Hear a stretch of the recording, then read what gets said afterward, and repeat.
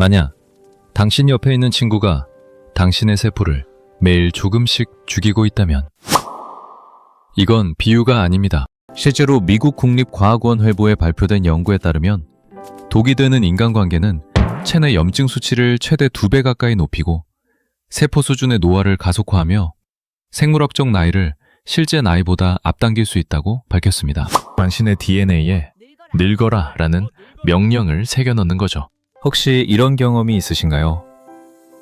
어떤 친구를 만나고 나면 기분이 좋고 에너지가 충전되는 반면 또 다른 친구를 만나고 나면 설명할 수 없이 지치고 기운이 빠지는 느낌. 단순히 성격이 안 맞는다는 수준을 넘어서 몸이 직접 신호를 보내는 그런 경험 말입니다. 지금 떠오르는 얼굴이 있다면 그 사람이 바로 오늘 이야기의 주인공입니다. 오늘 저는 이 현상의 과학적 메커니즘을 뇌과학과 후성유전학 두 가지 층위에서 완전히 파헤칩니다. 그리고 마지막에는 당신의 수명을 실제로 연장할 수 있는 과학적으로 검증된 관계 전략을 드리겠습니다. 끝까지 보시면 오늘 밤 당신이 연락할 사람이 한 명은 정해질 겁니다. 시작합니다. 그렇다면 도대체 어떻게, 어떤 경로를 통해 사람이라는 존재가 다른 사람의 세포 노화에 직접적인 영향을 미칠 수 있는 걸까요? 그 비밀의 첫 번째 열쇠는 우리의 뇌 속에 있습니다. 우리가 스트레스를 주는 사람을 만날 때, 예를 들어 항상 비판만 하거나 에너지를 빨아가는 듯한 친구를 만날 때 우리 뇌 깊숙한 곳에 있는 편도체라는 부위가 경보를 울립니다. 편도체는 위험을 감지하는 초소 같은 곳입니다. 이 경보가 울리면 우리 몸은 즉시 투쟁 혹은 도피 모드로 들어갑니다. 코르티솔이라는 스트레스 호르몬이 혈관 속으로 쏟아져 나오고 심장은 빨리 뛰기 시작하며 혈압이 올라갑니다. 이것 자체는 우리를 위험에서 지켜주는 정상적인 반응입니다. 문제는 이 반응이 일시적이지 않을 때 발생합니다. 그런 사람을 자주 만나거나 그 관계에 대한 불안이 지속될 때 코르티솔은 꺼지지 않는 사이렌처럼 계속 분비됩니다.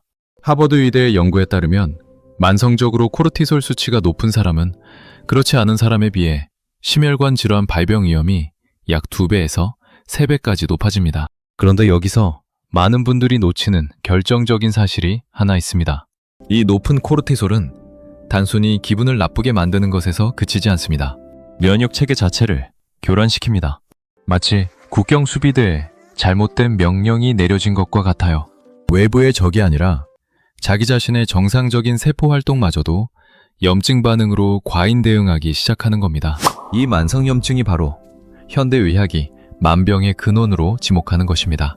심혈관 질환, 제2형 당뇨, 우울증, 그리고 여러 질병이 동시에 찾아오는 다중질환의 발판이 됩니다. 뇌가 보낸 한 줄기의 경보 신호가 결국 우리 몸속 모든 장기에 영향을 미치는 연쇄 반응을 일으키는 것입니다. 잠깐, 여기서 한 가지 더 놀라운 사실을 알려드리겠습니다. 이 연쇄 반응은 실제로 그 사람을 만나기도 전에 이미 시작됩니다.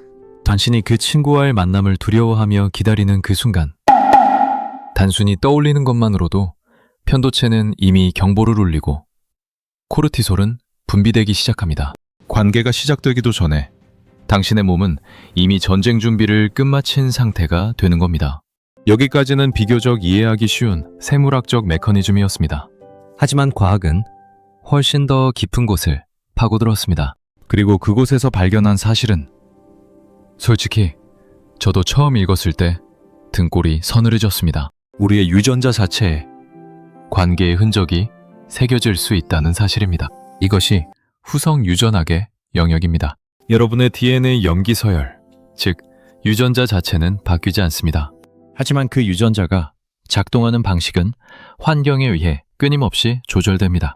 마치 피아노의 건반은 그대로인데 어떤 건반을 누르느냐에 따라 전혀 다른 멜로디가 나오는 것과 같습니다.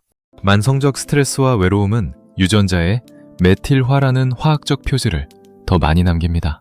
이 표지는 마치 이 유전자는 사용하지 마시오 라는 자물쇠와 같아서 세포의 정상적인 복구와 재생을 담당하는 유전자들의 작동을 멈추게 합니다.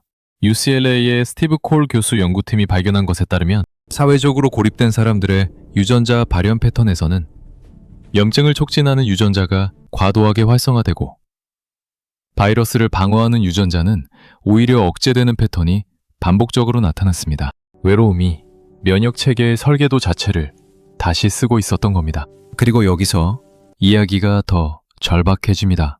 텔로미어라는 구조를 아시나요?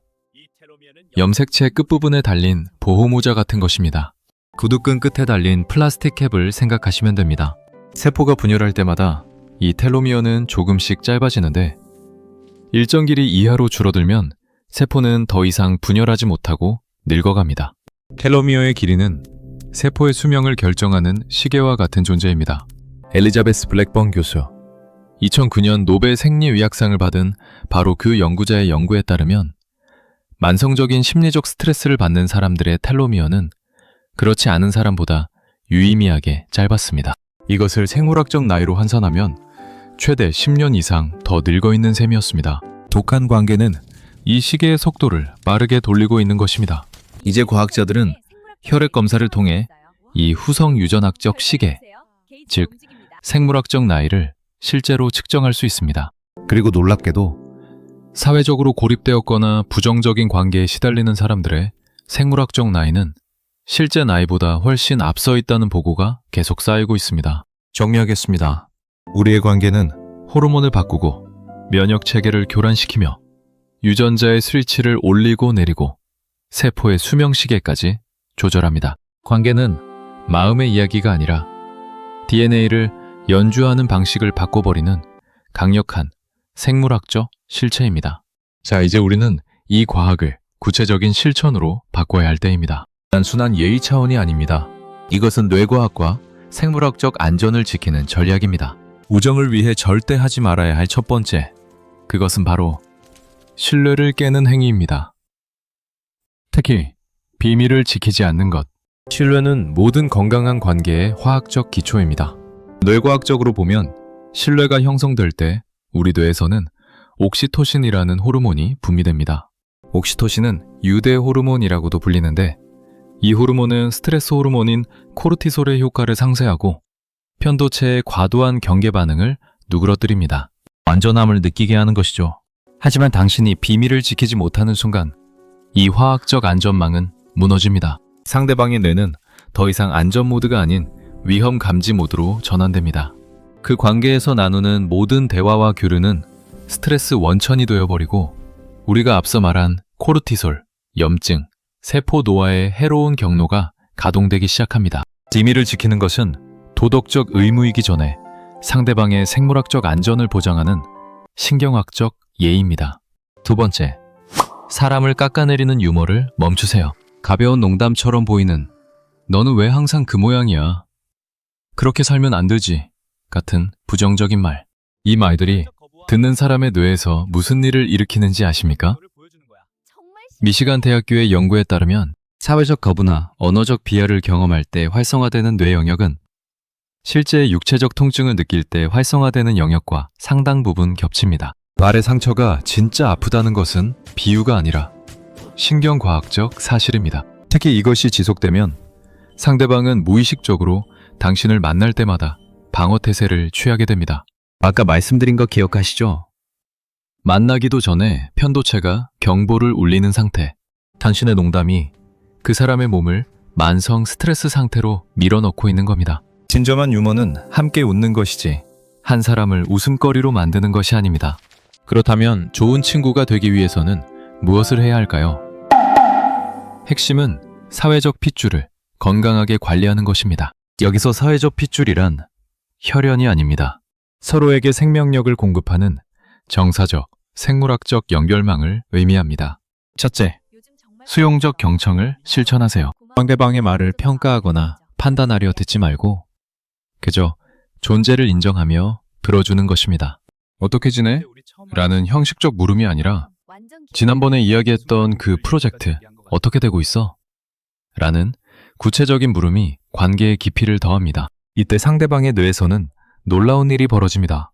전두엽 피질, 즉 이성과 조절을 담당하는 영역과 공감과 사회성을 담당하는 안화 전두 피질이 함께 활성화됩니다. 단심의 침묵과 고개 끄덕임은 상대방의 뇌에 너는 안전하다 라는 강력한 신호를 보내는 치료제와 같습니다. 이 순간 옥시토신이 흐르고 코르티솔은 낮아집니다. 둘째, 미시적 친절을 아끼지 마세요. 큰 도움이 아니어도 됩니다. 감사한 마음을 전하거나 작은 칭찬을 건네거나 흥미로운 기사를 보았을 때 이거 너 생각나서 보내 라고 공유하는 것. 이런 미세한 긍정적 상호작용은 뇌의 보상 체계를 자극하여 도파민을 분비시킵니다. 도파민은 이 관계를 지속하고 싶은 욕구를 강화하고 상호 만족감을 높입니다. 마치 관계의 면역 체계를 매일 조금씩 강화하는 영양제 같은 것이죠. 아침에 커피를 마시며 그 사람이 요즘 어떻게 지내는지 문득 생각해 보는 것. 이런 미세한 신경 씀씀이가 사회적 핏줄을 건강하게 유지하는 핵심입니다. 그런데 여기서 한 가지 중요한 역설이 있습니다. 우정도 건강처럼 의식적인 관리가 필요하지만 지나치게 계산적이고 의무적인 접근은 오히려 관계의 생명력을 줄일 수 있습니다. 달력에 친구에게 연락하기라고 체크하는 것이 아니라 상대방의 존재 자체를 마음 한구석에 두고 있다는 느낌. 그 사람의 삶의 굴곡에 함께 호흡한다는 느낌에서 비롯되어야 합니다. 그것은 규칙이 아니라 습관이 되어야 합니다. 마지막으로 때로는 관계의 정리가 필요하다는 것을 인정해야 합니다. 모든 관계가 완벽할 수는 없습니다. 하지만 당신의 생명력을 갉아먹는 관계, 만날 때마다 생물학적 나이 시계를 빠르게 돌리는 관계에 대해서는 용기 있는 결정이 필요합니다. 이것은 이기적인 행위가 아닙니다. 건강에 해로운 음식을 식단에서 빼는 것처럼 당신의 건강을 지키기 위한 필수 조치입니다. 관계의 디톡스, 정서적 해독은 현대인의 필수 건강관리법이 되어가고 있습니다. WHO는 외로움과 사회적 고립을 현대사회의 주요 공중보건 위협 중 하나로 규정한 바 있습니다. 하지만 여기서 중요한 것은 독이 배는 관계를 정리하는 것과 스스로를 고립시키는 것은 전혀 다르다는 점입니다. 해로운 연계를 끊는 것은 건강한 연계를 위한 공간을 만드는 행위입니다. 우리는 오늘 아주 특별한 여정을 함께 했습니다. 심리학의 영역에서 시작해 뇌 신경회로를 거쳐 세포의 유전자에 새겨지는 표지까지 그 모든 길은 하나의 결론으로 수렴됩니다. 우리의 우정과 관계는 단순한 마음의 이야기가 아닙니다. 그것은 호르몬을 바꾸고 염증 수치를 조절하며 유전자의 스위치를 올리고 내리고 텔로미어의 시계를 조절하며 결국 우리가 얼마나 건강하게 얼마나 오래 살 것인지를 좌우하는 강력한 생물학적 실체입니다. 정서적 간부는 사치품이 아니라 건강을 지키는 필수품입니다. 그들 앞에서 당신은 가면을 쓸 필요가 없고 약점을 드러낼 수 있으며 실패해도 괜찮다는 확신을 가질 수 있습니다. 이런 관계 속에서 코르티솔은 낮아지고 옥시토신은 흐르며 세포는 덜 공격적으로 늙어갑니다. 관리받는 느낌, 보호받는 느낌, 이해받는 느낌 자체가 가장 강력한 예방의학이 되는 순간입니다. 그러니 지금 당신의 사회적 핏줄 지도를 그려보세요. 누가 당신에게 생명력을 공급하는 사람인지, 반대로 누가 무의식 중에 당신의 에너지를 빼앗아가는지 성찰해보세요. 그리고 생명력을 공급하는 그 핏줄을 향해 오늘 작지만 확실한 신호를 보내보세요. 한 통의 문자, 짧은 전화 한 통, 그 작은 행동이 서로의 세포에 보내는 가장 강력한 치유의 신호입니다. 우리는 연결을 위해 태어난 존재입니다. 우리의 뇌는, 우리의 몸은, 우리의 유전자까지도 그렇게 설계되었습니다. 당신의 주변을 돌아보세요. 그 생명의 연결을 소중히 여기세요. 왜냐하면 그 관계 속에서 교환되는 것은 감정만이 아니니까요. 그것은 서로의 생명력 그 자체이기 때문입니다. 이 영상이 도움이 되셨다면 좋아요와 구독 부탁드리고 댓글로 당신의 정서적 간부에게 하고 싶은 한마디를 남겨주세요. 시청해주셔서 감사합니다.